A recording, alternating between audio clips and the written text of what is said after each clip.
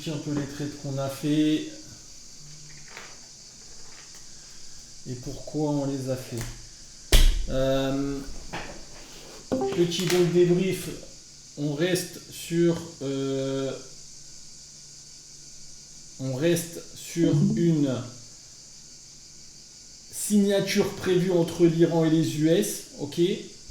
Fin de semaine en Suisse, pas de grands changements pour l'instant, la macro reste plutôt à la désescalade, on va surveiller quand même les tensions un petit peu entre le Liban et Israël, ok. Au niveau du yearly ce matin, on est toujours un ballon c'est slow trend bull, destination SD2, au quarter on est en extreme fed bear, destination VWAP, et au monthly, donc ça y est, on vient de taper les 918 à l'instant pour ceux qui avaient mon short.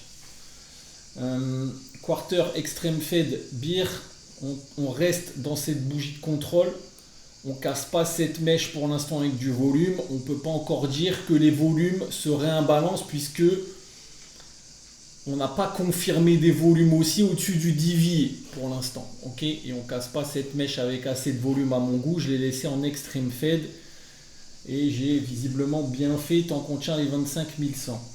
Au niveau du mensuel, on est un balancé slow trend, on a remis un peu de volume sur la VWAP, on est bull, destination SD2. Au niveau du weekly, on est en extreme fed, également équilibré long, ok. Tant qu'on tient le POC des 24 869. En plan numéro 1, donc on ouvre au-dessus du range. Alors, je vais revenir un petit peu sur le plan qu'on avait fait ce matin, parce qu'à l'open on était dans le range et on a ouvert au-dessus du range. Donc j'ai acheté au-dessus du range, alors que dans mon plan j'avais mis un petit peu plutôt la zone des 24 918 et j'ai payé au-dessus finalement. Pourquoi? Tout simplement parce qu'à l'ouverture, au lieu d'ouvrir dans le range, on s'est réimbalancé au-dessus un petit peu des plus hauts. Et donc c'était plutôt un test des plus hauts pour aller chercher, voir si on réintégrait finalement ces 25 077. Ok. Je vais expliquer un peu les trades que j'ai fait, pourquoi bien sûr je les ai faits et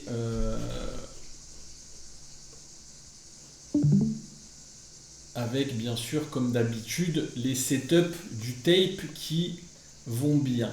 Ok. Alors, tac, tac.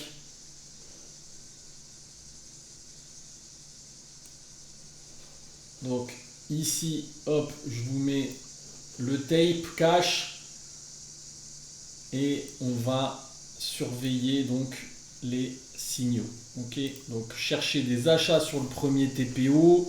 Ici, dans les setups, on a des delta trend, donc soit des flags, soit du zéro en delta neutral en pullback, soit de l'absorption. Ici, on voit que le tape, il part à la baisse déjà et les prix n'accélèrent pas vraiment sous le POC. D'accord? On recasse avec du volume le zéro. On tient le POC toujours. Setup du delta neutral. J'ai tenté un achat par ici. J'ai fait ce trade. Ok? Sortie 940 de mémoire. Ok, donc j'ai accompagné le trade au footprint et on s'est fait sortir sur déclenchement du stop.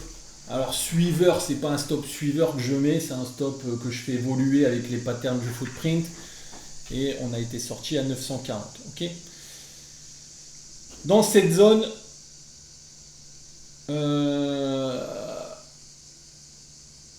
sur les 927, j'ai pris, je crois, moins 2. J'ai repris un trade, j'ai pris moins 2. J'ai retenté ici un petit setup autour du 0, il me semble. Et j'ai pris moins 2. J'ai fait un scalp à l'achat ici. Boum. Ok, sur setup du 0. Ok, j'ai tenté le plus bas sans participation pour réaccélérer au-dessus du POC. Ok, et ici, vous voyez mon dernier trade, je viens de vendre cette zone sur break de l'open, échec à se réimbalancer avec un fort volume au-dessus du POC, d'accord. Et donc je vends pour aller chercher cette zone sur RPB du range, du coup, et non RPB de la zone de valeur. On est plutôt en acceptation du range. Sur la rotation des B, on vient remettre un TPO et donc ici, je surveille éventuellement des achats autour de la zone, je vais vous dire 905, idéalement 920. Ok.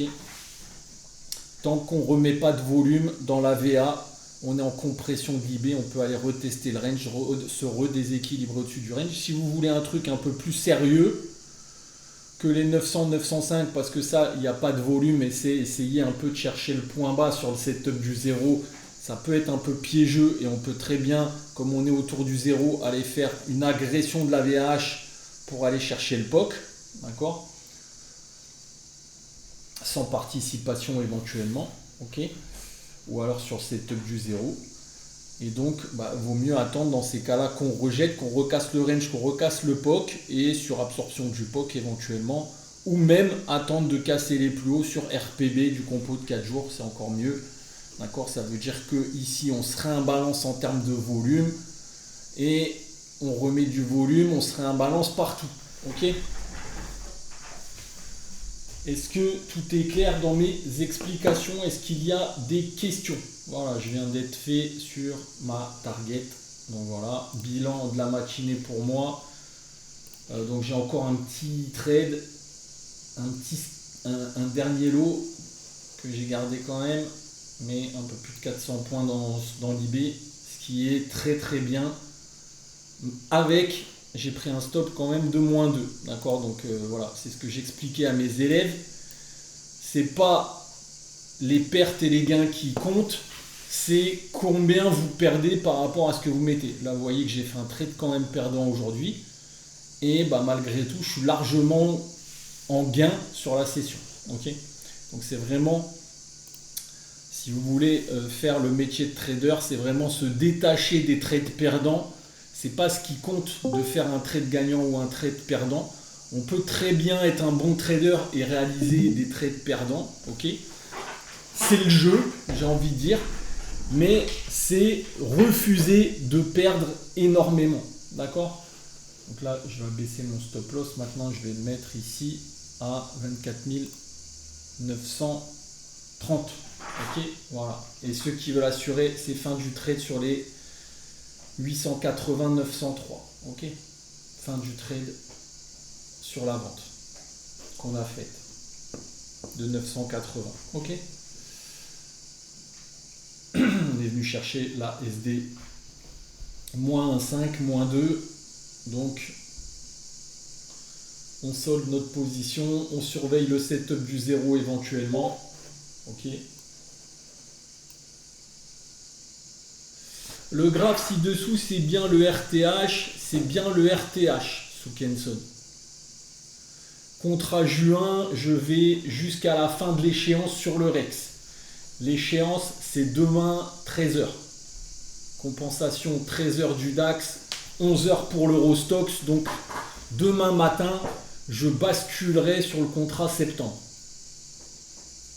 Sur le SP, c'est avant l'échéance. Généralement, il change, il mute sur le nouveau contrat dès le lundi précédent l'échéance. C'est-à-dire qu'ils ont changé, ils sont basculés, on l'a vu en faisant le quote board. Donc si vous voulez voir les volumes sur Sierra Chart, vous cliquez sur Files, New Quote Board, vous avez cette feuille qui va s'ouvrir.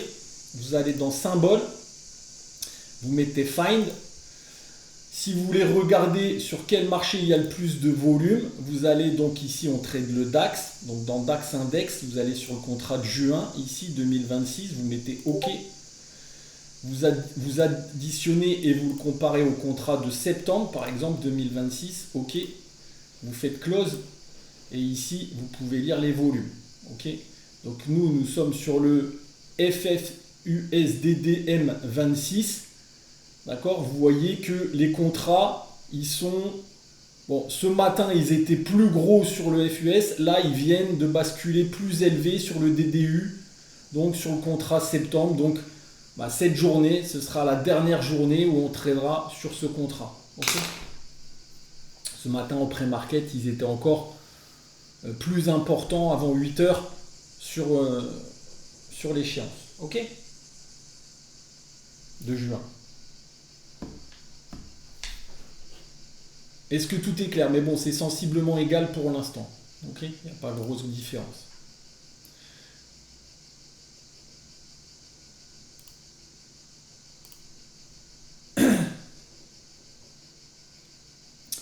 C'est du 200 volume sous Kenson sur le RTH et du 150 sur le TH.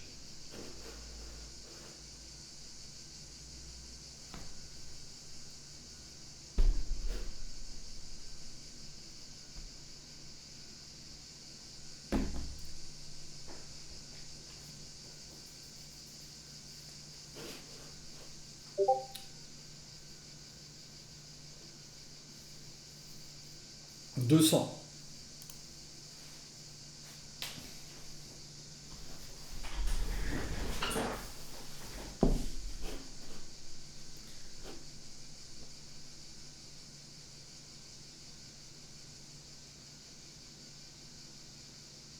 Alors, oui et non, Pierrick, ça dépend si tu les as liés entre eux. Donc ça, il faut aller dans Chart Settings. Alors, si vous voulez que ça bascule automatiquement, vous pouvez mettre Automatically Rollover Future Symbol. Vous mettez Yes. D'accord? Et normalement, ça roll automatiquement le contrat. Ok. Ensuite, pour les lier entre eux, c'est... Alors attends que je me souvienne. Je